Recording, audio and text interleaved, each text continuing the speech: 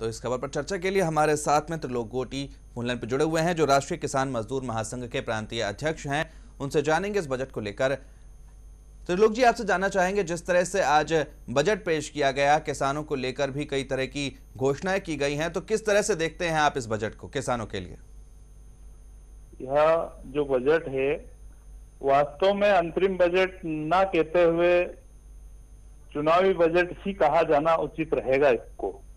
और जिस तरह लोकसभा चुनाव 2014 में यह कहा जुल्मा जो था एक 15 लाख का देश की जनता के सामने, उसी प्रकार का यह भी एक महाजुल्मा माना जाए। इसमें जो किसानों के लिए केंद्र सरकार एक योजना लाई है, किसान सम्मान। वास्तव में यह किसान सम्मान नहीं है।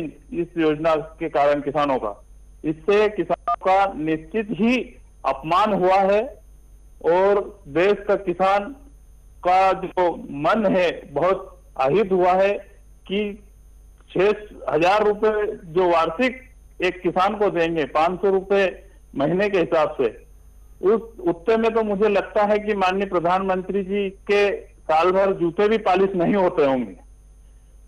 तो यह एक किसानों का अपमान हुआ है।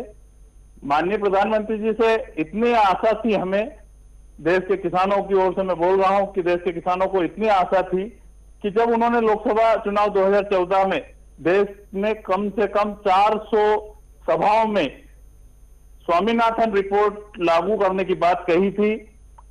2014 के पहले तो देश के किसान और अन्य लोगों को स्वामीनाथन का पता ही नहीं था, लेकिन भाजपा के ही लोग और माननीय प्रधानमंत्री जी ने ही इसको सबसे ज्यादा प्रचारित किया।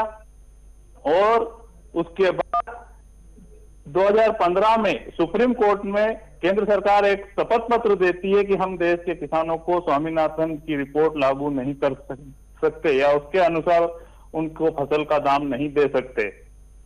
तो और आप बीच में कहते हैं कि हमने किसानों को 22 फसलों पर 1.5 गुना स्वामीनाथन रिपोर्ट लागू कर दी है और उनको हम फसल का भाव दे रहे हैं, लेकिन वास्तव में यह नहीं है। देश में आज भी जो 22 फसलों का न्यूनतम समर्थन मूल्य तय है वो एमएसपी से नीचे बिक रही है। तो निश्चित ही इस बजट में किसानों का अपमान हुआ है और यह एक कहा जाए कि मोदी जी की एक बहुत बड़ी भूल है और निश्चित है 2019 में उनको इस भूल का पश्चाताप करना पड़ेगा और इसका खामियाजा उठाना पड़ेगा।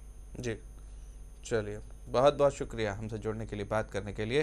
तो जिस तरह से किसानों के लिए इस आम बजट में घोषणा की गई थी, इसको लेकर तमाम तरह की बातें सामने आ रही हैं। कहा यह जा रहा है कि ये जो पूरा बजट है वो चुनावी बजट है। जिस तरह से अभी हमारे साथ त्रिलोक गोटी जी जुड़े हुए थे, उन्होंने इसे पूरी तरह से चुनावी बजट करार दिया है। अब इसमें कई तरह की घोषणाएं किसानों के लिए की गई थी, मजदूरों के लिए कई घोषणाएं की गई हैं, लेकिन इसे पूरी तरीके से चुनावी बजट कहा जा रहा है।